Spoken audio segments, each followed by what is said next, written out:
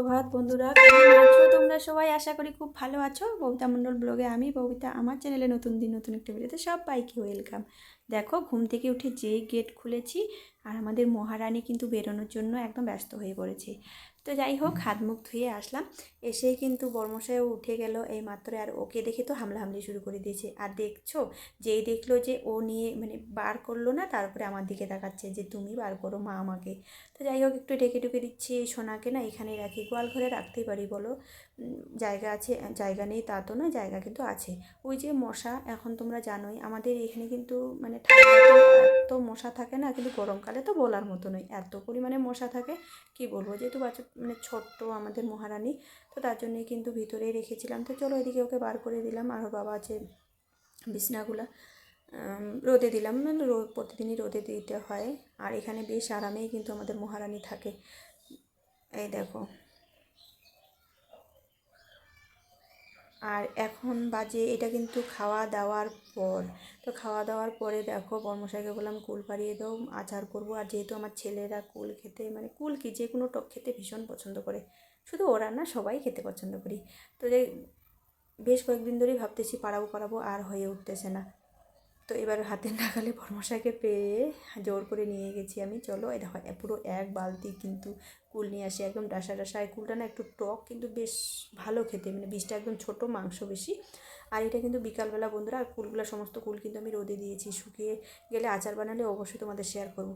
আর দেখো, বাড়িতে এত টাটকা শাক সবজি বর্মশাই পালানে এসে বলতেছে তুমি দেখতেছো না যে কত বড় বড় মটরশুঁটি হয়ে গেছে। আর না, ইঁদুরে খাচ্ছে জানো। তো যাই হোক, কর্তাগিনী দুজনেই বসে পড়েছি মটরশুঁটি তুলতে। অনেক অনেক মটরশুঁটি হয়েছে, এর আগেও 2-3 বার তোলা হয়েছে। আর কী বলতো, আমার না এত ঠান্ডা লেগেছে, তার জন্য তোলার আর মন করে না, কারণ মটরশুঁটি খেলে বেশি মানে ঠান্ডাটা বেশি লাগে। এই দেখো কতগুলো মটরশুঁটি এখানে, প্রায় মানে 1 কেজির বেশি হবে, মানে 1.5 কিলোর একটু হয়তো কম বেশি হতে পারে। আর দেখো, ভীমসিমও কিন্তু এর আগেও অনেকবার তোলা হয়েছে, আর আবারও তুলতেছি। ভীমসিম গাছগুলোতে না যদি খরচি গাড়া যেত তাহলে কিন্তু অনেক ভালো হতো, খরচি গেড়ে। আর এটা কিন্তু বিকালবেলা বন্ধুরা দেখো, মটরশুঁটি তুলে তারপরে ভাবলাম যে চলো, এই দেখো ফুল গাছটা না অনেক দিন ধরে ভাবছি বেঁধে দেবো বেঁধে দেবো। আর তোমরা দেখে বুঝতে, আমার থেকে কত বড় হয়ে গেছে, মানে এত পরিমাণে বড় হয়ে গেছে না। গাঁদা ফুল গাছটা তো কড়ি গাঁদা, তো কড়ি গাঁদা হলেও কী বলো তো, এটা ভোলা গাঁদা হলে বেশি ভালো লাগতো, কিন্তু কিছু করার নেই। কড়ি গাঁদা হয়েছেও বলেও না কাজে লাগে বেশি, আমার মনে হয়। দেখো, ভোলা গাঁদা ফুটলে কিন্তু তুলতে ইচ্ছা করে না পুজো দেওয়ার সময়। আর ছোটো গাঁদা, তো তার জন্য কিন্তু পুজো দিই। আর এত পরিমাণে ফুল ফুটেছে গাছটাতে। আর আমার এই বেল গাছটা না অনেক বছর হয়ে গেল, মানে আর সরিয়ে লাগানোই হচ্ছে না, ঠিকঠাক একটা জায়গা না পেলে তার জন্য লাগানো হচ্ছে না। আর এই গন্ধরাজ গাছটাও কিন্তু পুরো গাঁদা ফুল গাছটা গন্ধরাজ ফুল গাছটার উপরে পড়ে গেছিলো। তার জন্য কিন্তু আমি কিন্তু এদিকে ভয়েস ওভার দিচ্ছে, ছেলের চিৎকার করে আসতেছে। যাই হোক, এই জন্য একটু ওর কথাটা আগে শুনে নিলাম। আর দেখো, কতগুলো ডাল আমি কেটে দিয়েছি, আর 3-4টার মতো ডাল আমি লাগিয়ে দিয়েছি, জানি না হবে কি না। দেখো, পাতাগুলো যে হলুদ হলুদ হয়ে গেছে, তো সেগুলো আমি তুলে দিলাম। আমার ছেলে বলেছিল মা পাতাগুলো, সমস্ত পাতাগুলো ডালপালাগুলো কেটে দাও তারপরে বুনো। আমি বললাম না, দেখা যাক কী হয়। আর ওই গাছটাকে না যত্ন নেওয়া হয় না। গন্ধরাজ ফুল গাছটাও কিন্তু অনেক বছর, 3-4 বছর হয়ে গেছে বোনা হয়েছে।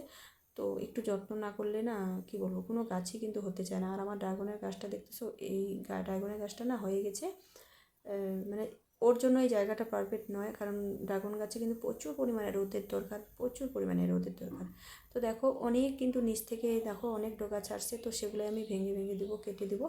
আর ড্রাগনের গাছে উপরের দিকটাতে ডালপালা ছড়ালে ঠিক আছে, কিন্তু নিচের দিকে ডালপালা ছড়ালে না গাছ বেশি ভালো হয় না, মানে বেশি বড় হয় না গাছটা। এই দেখো, হাত দিয়ে মোচা দিয়ে দিয়ে ছুটাচ্ছি। আর শক্ত, এত শক্ত জানো। তো পরে শেষে হাত দিয়ে পেলাম না, যেন কাঁচি দিয়ে কেটে কেটেও কিন্তু আমি খুলেছি। রাজদীপ বলতেছে মা, এই যে ছোটো ছোটো যে এই যে আমি যেগুলো ভেঙে দিচ্ছি, তো সেগুলো কিন্তু আবার বুনবো। আমি না বাবা, কারণ ফল ধরা গাছে বা বাড়তে ধরা গাছে বেশি কিন্তু তাড়াতাড়ি গাছ ভালো হয়, আর ফল নাকি তাড়াতাড়ি আসে। তো কী করব বলো, আর এই গাছটা না যত্নের অভাবেই কিন্তু ফুল আসা হয়নি। এটার বয়স 1 বছরের বেশি হয়েছে। আর এর থেকে কিন্তু আমি আরও লাগিয়েছি, এই দেখো বস্তার মধ্যে, ওখান থেকে আমি লাগিয়ে দিয়েছিলাম বস্তার মধ্যে। এটাও কিন্তু তাই সেম, নিচের থেকে 3-4টা কোশিস আছে, সেগুলো আমি কেটে দিচ্ছি। আর যেটা মেন ডগা, তো অনেকে বলে ড্রাগন গাছের চারা লাগাতে গেলে যেই গাছে ফুল আসছে ফল আসছে, মানে যেটা হচ্ছে বাড়তি ডগা, তো সেটাই কিন্তু বুনতে হয়। আর আমার অ্যালোভেরা গাছগুলোও কিন্তু বিনা যত্নে মানে কি বলবো আর বলার মতো নয়। যদিও অ্যালোভেরা আমি মুখে বা চুলে কোনো কিছুতে লাগাই না, আমার মুখ চুলকে মানে চুলকায়, তো ছেলেই কিন্তু দেয় বেশিরভাগের চুলে মুখে, তো আমি কিন্তু সেরকমভাবে দিই না। তো চলো আজকে আমার গন্ধরাজ, ফুল গাছ, বেল গাছ সবাই কিন্তু একটু স্বস্তির নিঃশ্বাস ফেলাবে। অনেক দিন পর আমি গাছগুলোকে একটু যত্ন করলাম, আর ওদের গোড়াটা না ভালো করে মাটি দিয়ে জল দেওয়ানোর ব্যবস্থা করেছি। আর এই পেঁপে গাছটা দেখতেছো বস্তার মধ্যে বোনা হয়েছে, তবু কিন্তু অনেক কটাই পেঁপে ধরেছে। আর এই বস্তার মধ্যে যে বেগুন গাছটা কী বলবো, এটা তোমরা দেখেছোই আগের ভিডিওতে। এই বেগুন গাছটা কিন্তু গত বছরের বর্ষার আগের বেগুন গাছ, তো আবারও কিন্তু বর্ষা প্রায় 2 বছর, এত ফুল ফল এসেছে বেগুন গাছে না, মানে খেয়ে শেষ করতে পারি না আমরা। বেগুনটা একটু চেকন, এই বেগুনটা না চচ্চড়ি খেতে বেশি ভালো লাগে না, ভালো লাগে আর কি। ভাজা খেতে গেলে মানে ঠিকঠাক মতো হয় না, কিন্তু বেশ হয়ে যায়, সেদ্ধ তরকারিতে চলে যায়। দেখো সার ছাড়া বেগুন মানে কি বলবো, ভালোই লাগে। আর এই দেখতেছো বড় বেগুনটা বিচন রাখবো, এর আগে না একটা রেখেছিলাম, বাড়িতে ছিলাম না, বাড়ি থেকে এসে দেখি বেগুনটা কে এবার নিয়ে গেছি ছিঁড়ে। তো আমাদের বাড়িতে কেউ ছেড়ে নেই, সবাইকে জিজ্ঞাসা করছিলাম, তো রাস্তার যেহেতু সাইডে অনেকে লোক আসে আমাদের বাড়িতে, কে নিয়ে গেছে দেখিনি, যেহেতু বলতে পারবো না। আর ওখানে দেখেছো দুটো ধুতরা গাছ হয়েছে, তো ছোটোতেই কিন্তু আলাদা করে বুনে দিলে হতো, তো যেহেতু আমার বাড়িতে কিন্তু ধুতরা গাছ আছে সেরকমভাবে গুরুত্ব দেওয়া হয়নি, তো এখানেই বেশ সুন্দর হয়েছে, আর অনেক ফুল ফুটে ধুতরো গাছে। আর আমার দেখছো না পালানে মূলা আর এবার খেতে পারলাম না বন্ধুরা, ঠান্ডা লেগেছে, এই জন্য গলাটা না বন্ধ হয়ে আসে ভয়েস ওভার দিতে গিয়ে। এই দেখতেছো মানে এত সুন্দর সুন্দর মূলাগুলা না, তো ভিতরে রস যে শুকিয়ে গেছে, মানে শুকনো হয়ে যাচ্ছে মূলাগুলা, সাদা মূলা অনেক দিন ছিল। তো টাটা বন্ধুরা, কেমন লাগলো আমার ভিডিওটা, পাশে থেকে